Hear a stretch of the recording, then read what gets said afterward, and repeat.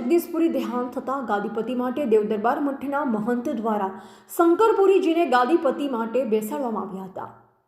ત્યારે ગાદીને લઈ થળી મઠ વિસાતરના સ્થાનિક લોકો દ્વારા મામલો બીચકાયો। આજે 4 દિવસે મહંત શંકરપુરી ગાદીપતિ તરીકેના સ્વીકાર્યા હશે। સ્થાનિક લોકો દ્વારા દેહાંત મહંત જગદીશપુરીજીના ભત્રીજા અંકિતપુરી ચાદર ઉઢાડી ગાદીપતિ તરીકે સ્થાનિક લોકોએ સ્વીકાર્યા। થળી મઠ બહાર જયઘોષ કર્યો હતો। કાંકરેજ તાલુકાના થળી જાગીર મઠના નવા 1008 મહંત શ્રી અંકિતપુરી બાપુને ચાદર વિધિ કરવામાં આવી। સાધુ સંતો મહંતો અને ભક્તો સહિત 18 આલમના લોકોએ જય કેવળપુરી મહારાજ જય જોગમાયાના જયઘોષ સાથે વધામણા કરી નવા મહંતનો સ્વીકાર કર્યો। ચુસ્ત પોલીસ બંદોબસ્ત વચ્ચે થળી જાગીર મઠના મહંત શ્રી અંકિતગીરીને બિરાજમાન કરવામાં આવ્યા। જિલ્લા પોલીસ વડા અક્ષયરાજ મકવાણા, દિયોદર નાયબ પોલીસ અધિક્ષક ડોક્ટર સુબોધ માનકર ખાસ કરી ઉપસ્થિત રહ્યા અને સમગ્ર મામલો થાળે પાડ્યો। હજારોની સંખ્યામાં માનું મેરામણ ઉમટ્યું ત્યારે લોકોમાં ચર્ચા હવે આગામી સમયમાં મહંત શંકરપુરી અને મહંત અંકિતપુરી બંનેમાંથી ગાદીપતિ તરીકે કોને મહંત તરીકે સ્વીકારવામાં આવે છે તે જોવું રહ્યું। એવા જયંતિભાઈ ઠક્કર, સિહોરી, કાંકરેજ।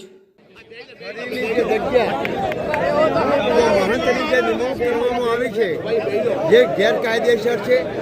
દસનામ ગોસ્વામી સમાજ આ નિમણૂકને વખોડે છે અને મોતનો મલાદો પણ આ લોકોએ પાડેલ નથી।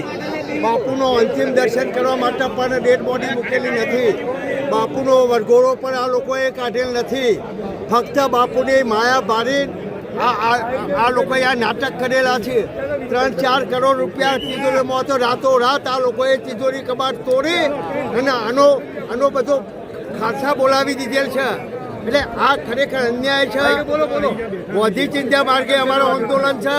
તોફાન કરવું નથી, સોંપવાનું છે। સરકાર પણ અમારી વાત સોંપે। 18 આલમનો હું ખૂબ ખૂબ આભાર માનું છું। જય હિન્દ, જય દસનામ।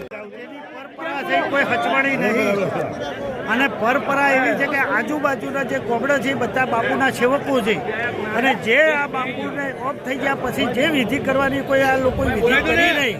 પોચ ગોમાનું કોઈ સમરથ લીધું નથી અને સેવકો છે, દાતાઓ છે આ પોચ ગોમાના અને એમના પ્રતાપથી આ જગ્યા મોટી થયેલી છે તો એમનું કોઈ સમરથ નહીં। બાપુની કોઈ કશું કર્યું નથી। એમને નવાર્યા નથી, નવા કપડાં પહેરાયા। 2 કલાકમાં આ લોકોએ આ બાપુને પધરાઈ દીધા છે તો એમને 2 દિવસ કે 1 દિવસે રાખીને પાલખીમાં એમને ફેરવવા પડે અને મંગળવારના દિવસે આપણે ખાડો નહીં ખોદાતો તો અમની સમાધિમાં કર્યું। મંગળવારના દિવસે ખાડો પણ નહીં ખોદાતો અને આ લોકોએ એવો અન્યાય કર્યો છે તો આવું બધું ચાલે નહીં અને આ ગામડે કોઈ આવું હોખી લેશી નહીં કે એ આ મંત્રને સી રીતે બિહાર્યા, કોઈ જોડતું નથી, કોઈ પેલું નથી અને લઈ અને બિહારી દીધા છે।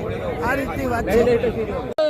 અમારે કોઈ પૂછપરછ છે નથી। આજુબાજુના ગામડો એક તરફ થઈ ગયો છે અને ફળદમરાઈથી બીજા મંત્રને બહારી દીધા છે। એને કોઈ લાગતું વળતું નથી અને લાગતા વળતા ગામડા હતા એમને કોઈને પૂછવું પણ નથી અને એમને ગાડી બહારી દીધા છે।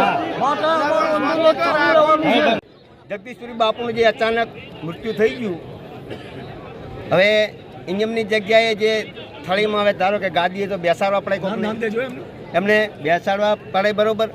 બેસાડવામાં આજુબાજુનો બધાનો સપોર્ટ છે। હું તમારું જિંદગીથી આ બધા દરેક ગામડાનો બરાબર તો 5 જણને પૂછવું પડે કે ભાઈ આપણે ક્યાં ગાદીએ બેસાડવા બરાબર। પૂછ્યા વગર જાતે ભાઈ એમની રીતે નિર્ણય લઈ લે એ ના ચાલે। બીજું એમના જે નિર્ણય લીધો એમનો કહેવા જાય લોકો તો એમને લાફા ખાવા પડ્યા બરાબર। એટલે આના માટે હાર્યું ચાલે, એના માટે તો હરેક સમાજ આમાં તમે તાકો કોણ સમાજ નથી આમાં બરોબર। અને હું દરેકને હાથ જોડીને નમ્ર વિનંતી કરું છું કે સત્યમાં ઉભા રહો અને સત્યનો વિજય થવાનો